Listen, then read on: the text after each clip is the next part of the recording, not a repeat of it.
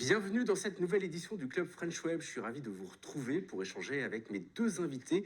Aujourd'hui, j'ai le plaisir de recevoir Johan Kalschman, qui est le cofondateur de Lifease, une start-up qui justement essaye de révolutionner, ou en tous les cas de changer l'urgence médicale telle qu'on la connaît aujourd'hui, à la fois à domicile et à la fois en entreprise.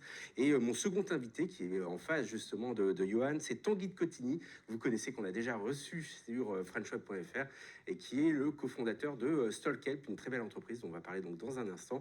Vous pouvez bien entendu nous retrouver sur toutes les bonnes plateformes de podcast, à commencer par nos amis Deezer, mais également Spotify ou encore Apple Podcast. Je vous invite d'ailleurs sur ces derniers à nous laisser une note la meilleure possible. Et puis, bien entendu, lançons le Club French Web. C'est tout de suite.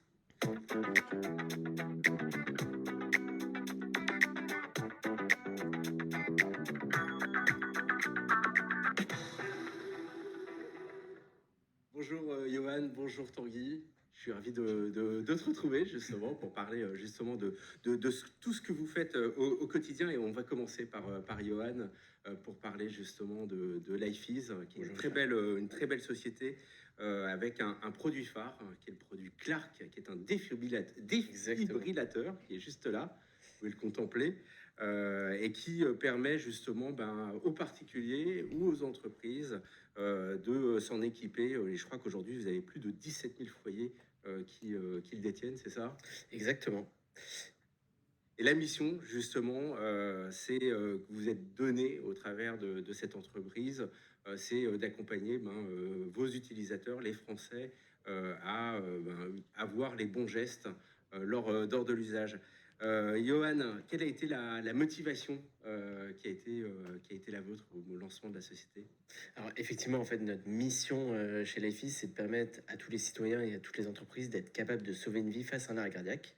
Et il faut savoir que face à un arrêt cardiaque, qui est une urgence absolue, il faut savoir réagir avec des gestes assez simples au final, et il faut avoir un défibrillateur à portée de main. Donc en gros, notre manière de faire, c'est de rendre accessible la formation Gestes qui sauvent et les défibrillateurs pour que le premier témoin, le proche, l'ami, le collègue, ne soit pas démuni face à un arrêt cardiaque, puisse changer les choses et agir avant l'arrivée des secours.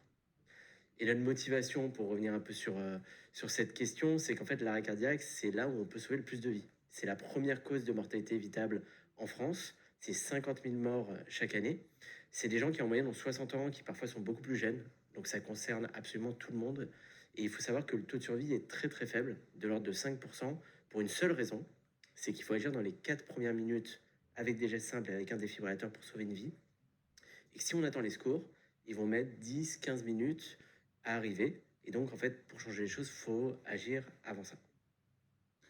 Et comment est-ce que vous faites justement pour sensibiliser tous vos utilisateurs, que ce soit les foyers, les particuliers ou les entreprises, pour utiliser un défibrillateur ou en tout cas pour être formés à l'utilisation de ce type de produit? En fait, ce qu'il faut savoir, c'est que déjà, c'est très très simple d'utiliser un défibrillateur, mais les gens ne le savent pas. Donc, le premier enjeu de Lifease, c'est d'informer les gens, de leur expliquer que l'arrêt cardiaque, ça peut concerner tout le monde, que c'est pas une fatalité, qu'on peut changer les choses, et que quand on sauve une personne, elle peut avoir ensuite des dizaines d'années de vie derrière. Et donc, on essaie vraiment d'expliquer ça. On essaie ensuite d'expliquer qu'un défibrillateur, c'est très très simple. Donc, en montrant notre produit. Et comment on le fait? On le fait à travers notre marketing, mais on a aussi développé une application de formation Gestes qui sauvent, qu'on a développée avec les pompiers de Paris pendant 3 ans, qui est gratuite, qui est l'application Lifease. Et en fait, les gens apprennent, à travers des jeux assez simples, à réagir face à un arrêt cardiaque. Alors justement, derrière cette simplicité, j'imagine qu'il y a quand même des défis auxquels vous avez été amené à répondre, notamment sur l'aspect technique. Ouais. Quels sont-ils? Alors effectivement, créer un défibrillateur, c'est pas si simple. Déjà, on sort pas de nulle part. Avec mes associés, on vient de l'industrie cardiaque. On a travaillé dans les pacemakers et défibrillateurs implantables avant. C'est aussi là qu'on a vu que la technologie existait et qu'il fallait la rendre accessible à tous. Et en fait, on a fait 5 ans de recherche et développement pour développer notre défibrillateur, que vous voyez ici, et obtenir les certifications médicales. On peut vendre partout en Europe aujourd'hui. On a travaillé avec des urgentistes, avec des cardiologues, avec des rythmologues. Ce défibrillateur, on a choisi aussi de le fabriquer en France, à Honfleur, en Normandie. C'était un défi aussi technique et industriel. Et après, il faut savoir qu'un défibrillateur, il y a de l'électronique de puissance pour délivrer un choc. Il y a des algorithmes cardiaques pour décider s'il faut délivrer un choc ou pas. Donc, pareil, il y a une algorithmie derrière. Et un des gros enjeux, ça a été aussi non seulement de le rendre simple, mais de rendre aussi sa maintenance simple pour s'assurer que quand on déploie des dizaines de milliers de défibrillateurs demain, ils fonctionnent à tout moment. Et ça, on a innové en le rendant connecté. Et en fait, le défibrillateur va faire des autotests techniques quotidiens et il va nous envoyer des rapports. Et notre équipe qui est basée à Paris va suivre l'ensemble des défibrillateurs pour s'assurer qu'ils fonctionnent à tout moment et surtout en cas d'urgence. Est-ce que vous avez des process pour optimiser l'utilisation, optimiser la maintenance de ce défibrillateur? Je sais pas, qui peuvent être basés sur de la data, sur de l'IA. Comment vous faites pour que ça devienne de plus en plus efficace avec Ouais. le temps? Alors, en fait, tout ce qu'on fait chez les FIS a pour but que le défibrillateur et la formation de qui sauve soit hyper simple pour le client. Donc, quand on le reçoit, par exemple, on a vraiment tout simplifié par rapport à ce qui existait sur le marché. On met juste la batterie derrière. En 1 minute, il est fonctionnel. Ce qu'il va faire, c'est qu'il va se connecter à nos serveurs, nous envoyer un premier rapport de maintenance. Donc, on va savoir déjà qu'il est connecté et qu'il fonctionne. Et en fait, pour le client, c'est vachement simple. Il a une application qui lui permet de suivre l'état du défibrillateur. Mais même s'il ne le suit pas, nous, on suit l'état des défibrillateurs derrière. Donc après, on a travaillé beaucoup sur toute notre plateforme de gestion de la maintenance pour optimiser ça et s'assurer que tous les défibrillateurs fonctionnent. J'insiste sur ça parce qu'en fait, sur le terrain, c'est un des problèmes dans les défibrillateurs dans les lieux publics aujourd'hui. Il y a 30% des défibrillateurs qui ne fonctionnent pas faute de maintenance. Donc c'est bien d'avoir un technicien qui passe une fois par an, mais c'est pas suffisant.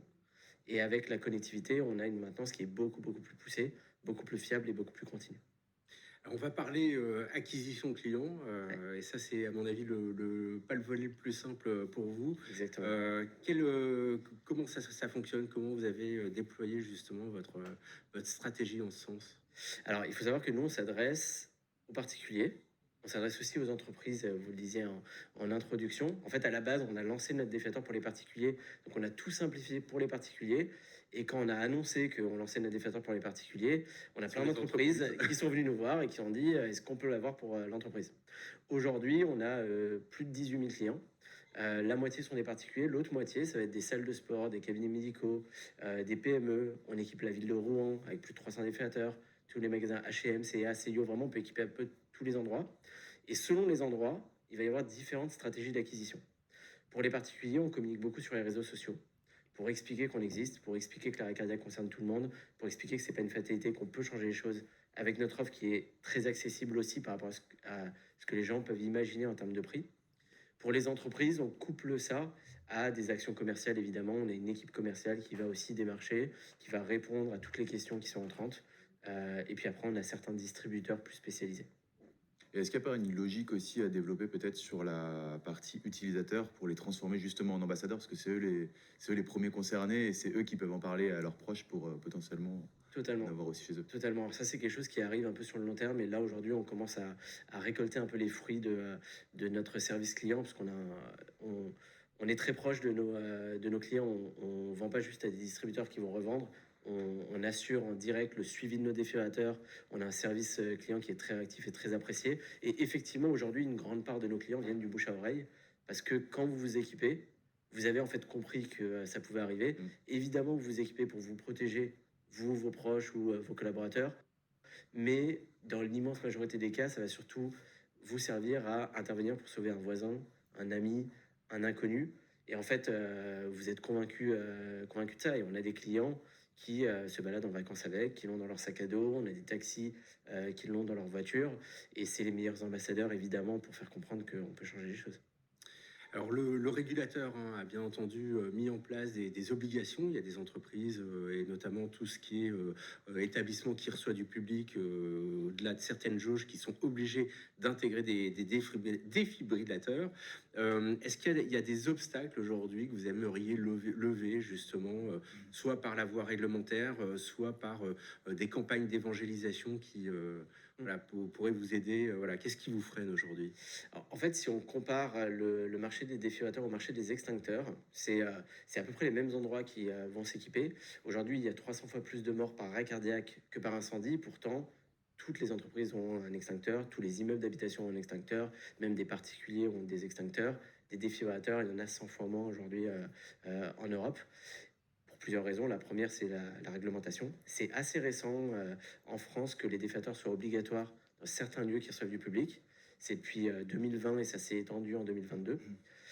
Donc ça concerne aujourd'hui tous les grands magasins, tous les hôtels de plus de 50 chambres, les grands restaurants, etc. Maintenant, c'est aussi toutes les salles de sport. Mais c'est encore léger, on est très très loin des obligations pour les extincteurs. Donc effectivement, pour aller plus loin, nous, notre démarche, c'est pas que la loi, c'est d'éduquer, d'expliquer aux gens que c'est pas juste une contrainte réglementaire, c'est que ça peut sauver une vie. On a des dizaines et des dizaines d'exemples aujourd'hui. On a eu plus de 150 utilisations, on a 60 vies qui ont été sauvées. Il y en a eu une rien que hier. On en a pas mal qui ont été sauvées dans des salles de sport, par exemple. Des hommes de 42, 47 ans ou hier de 59 ans qui ont été sauvés parce que il y avait les bons gestes et un défiateur à portée de main. On a la même chose dans des domiciles, dans des entreprises de tout type. Et il y a des campagnes aujourd'hui des pouvoirs publics sur le tabac, sur les accidents de la route, parfois sur les incendies, sur l'arrêt cardiaque, c'est très rare. Et effectivement, c'est un sujet qui mériterait d'avoir plus d'attention. Alors justement, c'est l'opportunité qui est donnée aujourd'hui si on veut utiliser ou en tous les cas avoir un défibrillateur LifeEase, on fait comment?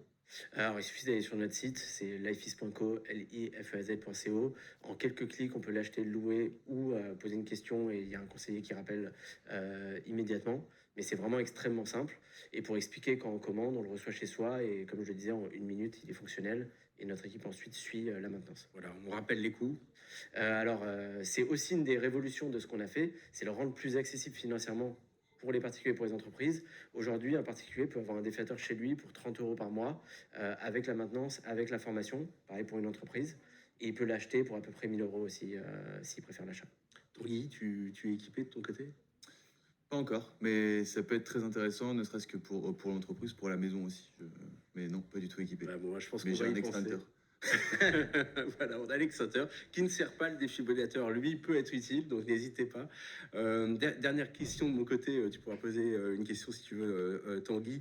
C'est comment vous vous projetez là dans les années à venir? La question un peu classique. Oui, alors en fait, l'enjeu, c'est de déployer nos défibrillateurs à peu près partout pour sauver plus de vies. Aujourd'hui, je le disais, on a 20 000, près de 20 000 familles et entreprises qui sont équipées. L'objectif dans les 3-4 prochaines années, c'est d'aller vers les 100 000. En fait, de faire ce que des boîtes comme Verisure ou EPS ont fait sur les alarmes, les caméras de surveillance. Il y a des millions de Français ou d'Européens qui sont équipés pour protéger leurs biens, ce qui est très bien. Nous, on aimerait faire la même chose pour qu'ils puissent protéger la vie de leurs proches et donc aller dans ce sens-là. Justement, est-ce qu'il n'y a pas des idées de partenariat avec ce type d'entreprise pour avoir des espèces de package de j'ai mon extincteur, mon alarme et mon défibrillateur qui arrivent en même temps? Il y a plein de partenariats qui sont possibles. Aujourd'hui, on travaille avec certaines mutuelles, avec certaines assurances, avec des formateurs en secourisme. On pourrait totalement le faire avec d'autres acteurs et on est très ouvert à ces partenariats-là parce que c'est pas que des partenariats transactionnels, entre guillemets. On apporte aussi de la valeur en formant tout le monde aux gestes qui sautent.